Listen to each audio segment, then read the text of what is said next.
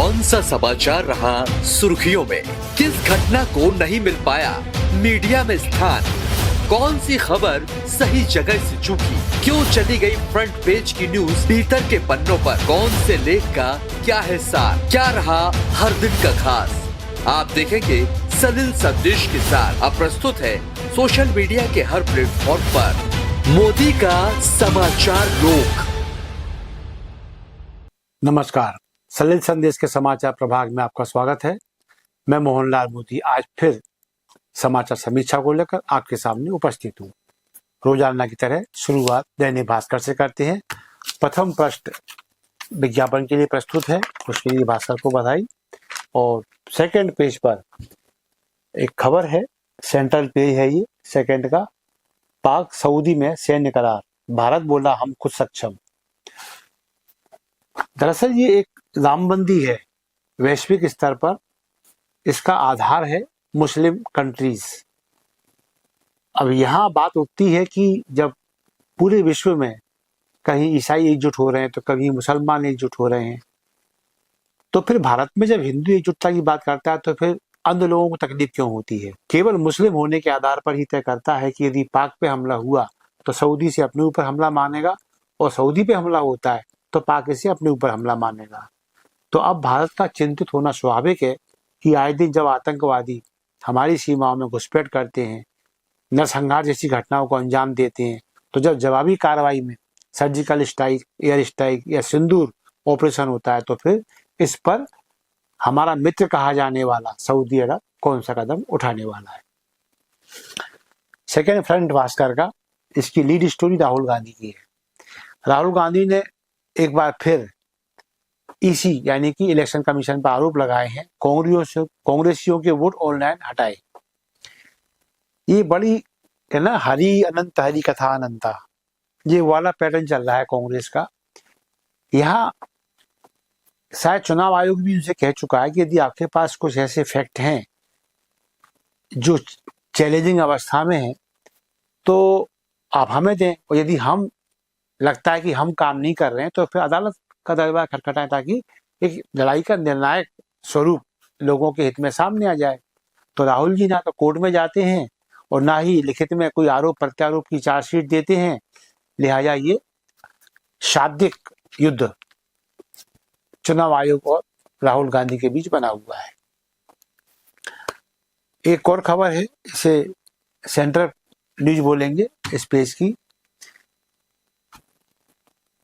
High court ने जो भोपाल का बेहद चर्चित और विवादित ब्रिज है 90 ब्रिज पर हाई कोर्ट का तंज, 90 डिग्री ब्रिज है ये, बलि का बकरा बाहर, किसी ना किसी का सिर कटेगा। यानी हाई कोर्ट ये आदेश देता है कि ठेका कंपनी को जो ब्लैकलिस्ट किया गया है उसको ब्लैकलिस्ट करने का आदेश सरकार वापस ले। यानी वो जो जिस कंपनी ने ये ब्रिज बनाया है, पुल बोगदा, उसके ऊपर से 90 डिग्री जो ब्रिज निकल गया है, उसको लेकर ये फैसला है। उस कंपनी को पहले ब्लैकलिस्ट कर दिया गया था, अब सरकार को आदेश दिए हैं हाई कोर्ट ने कि आप उसको ब्लैक लिस्ट से बाहर करें। तंज कैसा है, 90 डिग्री ब्रिज पर हाई कोर्ट का तंज, बलि का बकरा बाहर, किसी ना किसी का सिर कटेगा। ये बड़ा विचित्र रवैया है कि रोजाना कुछ ऐसे मामले आते हैं जिनसे प्रतीत होता है कि अदालतें फैसला कुछ और देती हैं, उनके कटाक्ष, उनके तंज, उनकी टिप्पणियां कुछ और कहती हैं। अभी हाल ही में सुप्रीम कोर्ट के चीफ जस्टिस गवई साहब का बयान भी आया था। एक व्यक्ति विष्णु जी की मूर्ति को उसको दुरुस्त करने, उसकी मरम्मत करने या फिर जो उसका पुनरुद्धार के लिए उसने याचिका लगाई थी, तो गवई साहब ने उसे पब्लिसिटी स्टंट करार दिया और बोले अपने भगवान से प्रार्थना करो, वो शायद सुन लें और ये मूर्ति ठीक हो जाए। आशा यही था, शब्दों में थोड़ी सी फेरबदल हो सकती है। कुल मिला कि जिस तरह की तंज किए जा रहे हैं, इनका लिखित डिसीजन से कोई लेना देना नहीं है, लिहाजा कई बार समाज की भावनाएं आहत हो जाती हैं। लेकिन कहते हैं ना, समर्थ को नहीं दोष गोसाई, जल पावक सुरसर की नाई। तो भारतीय लोकतंत्र में ये चौपाई कई बार सही चरितार्थ होती दिखाई देती है। जो समर्थ हैं वो कुछ भी कह और कर सकते हैं, लेकिन ठीक है, कई बार ऊंट पाल के नीचे भी आते हैं। भोपाल का फ्रंट पेज, यहाँ खबर पेड़ों की कटाई को लेकर है। अदालत की ओर से सरकार से जवाब मांगा गया है। 132 पेड़ काटने की अनुमति थी और सरकार ने 800 से ज्यादा पेड़ कटवा दिए। अब सुप्रीम कोर्ट ने कहा हिसाब दो, जवाब। तो ये बात चिंता की तो है। यहाँ अभी हमने हाल ही में 1-2 दिन पहले एनजीटी के बारे में बात की थी कि एनजीटी आदेश पारित करके शायद ये सुपरविजन करना भूल जाती है कि उसका पालन हुआ या नहीं हुआ।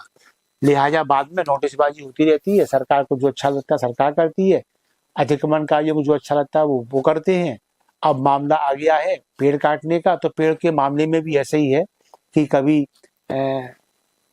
विधायकों के रेस्ट हाउस नए बनने हैं, कभी स्मार्ट सिटी बनना है, तो कभी अटल पथ का वो मतलब उसका आधुनिकीकरण होना है। तो हर चीज में पेड़ काटते हैं और पेड़ इस गति से काटे जा रहे हैं कि जो भोपाल पर्यावरण के लिए श्रेष्ठ जाना जाता था, अब कुछ सड़कें वहाँ ऐसी हैं कि लोग दोपहर में छांव ढूंढते हैं, छांव मिले तो कहीं धूप से राहत मिल जाए। लेकिन ऐसी सड़कें हैं जहां आदमी धूप से तिल मिलाता दिखाई देता है, लेकिन उससे धूप से राहत नहीं मिलती। ये अच्छा लक्षण नहीं है भोपाल के लिए। अब आते हैं पत्रिका पे। पहला और दूसरा पेज विज्ञापन के हवाले है। पत्रिका को भी बधाई। ये सेकंड फ्रंट है पत्रिका का। यहाँ लीड बने हैं सुरेंद्र पटवा, भाजपा विधायक हैं और एक जानी मानी हस्ती है इस पार्टी की।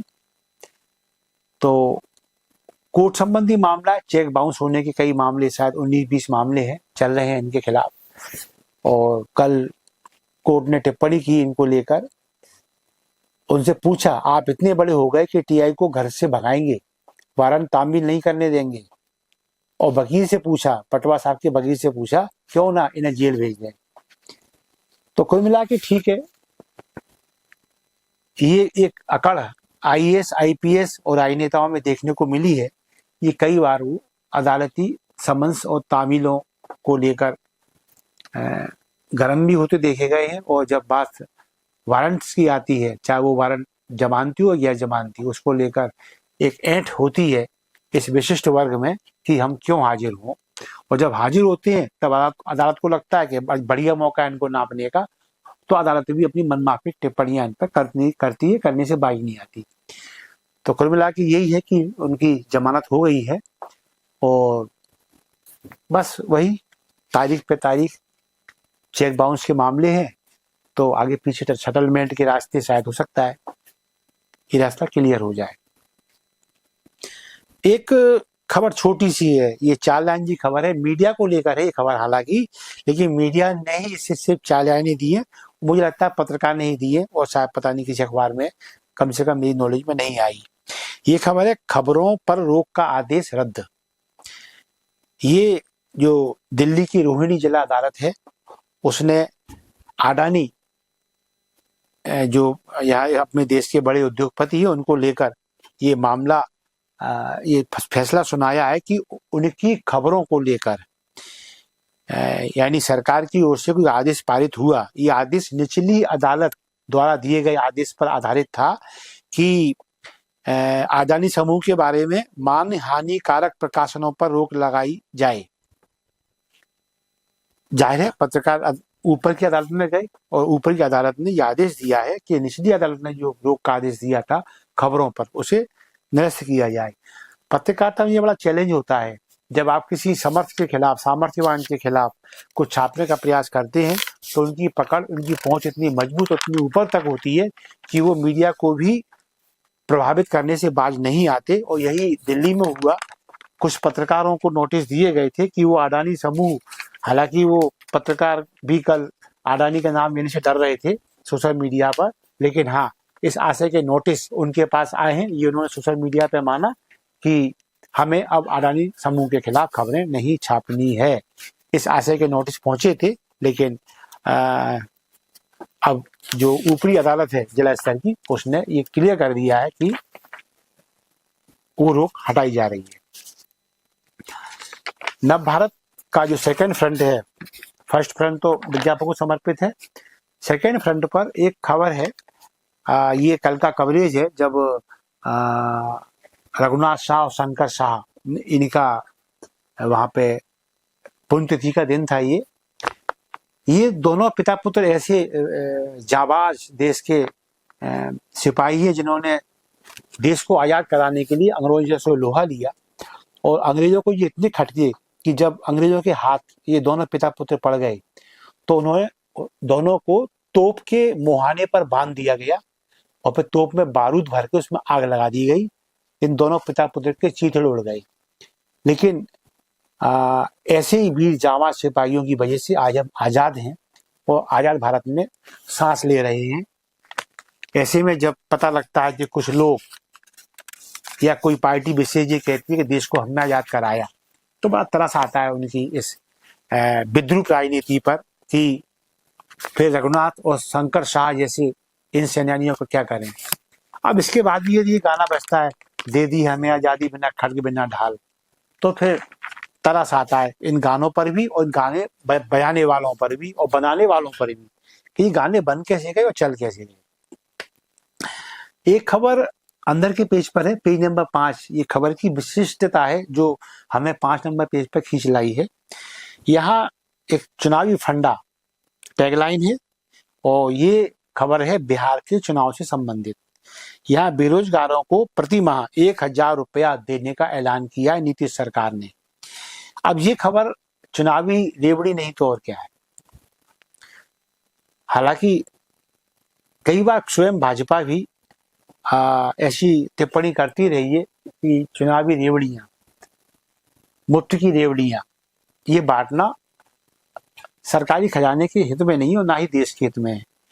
लेकिन वो भाजपा हो चाहे कांग्रेस हो या अन्य दल, ये जब एनडीए सरकार की घोषणा है कि बेरोजगारों को प्रतिमाह 1000 रुपये देंगे, तो कुल मिला के बात यही है कि आप बेरोजगारों को रोजगार क्यों नहीं करते। इस तरह की जो मुफ्त की रेवड़ियां बांटते हैं आप, इससे अच्छा तो ये उन्हें काम दें। इससे देश का विकास भी होगा, रेवेन्यू की सरकार को प्राप्ति होगी और आम आदमी को धंधा रोजगार मिलेगा, क्राइम पर रोक लगेगी। लेकिन ये नहीं किया जाता और बस जनता की गाड़ी कमाई का पैसा इसी तरह से बांटा जा रहा है विभिन्न योजनाओं के नाम पर। ये निंदनीय ही है। आखिरी में नव भारत के पेज पर जो है वो मुख्यमंत्री डॉक्टर मोहन यादव को लीड बनाया गया है 8 कॉलम में। दुकानदार व्यापारी स्वदेशी वस्तुओं को क्रय विक्रय को प्रोत्साहन दें, अच्छी खबर है।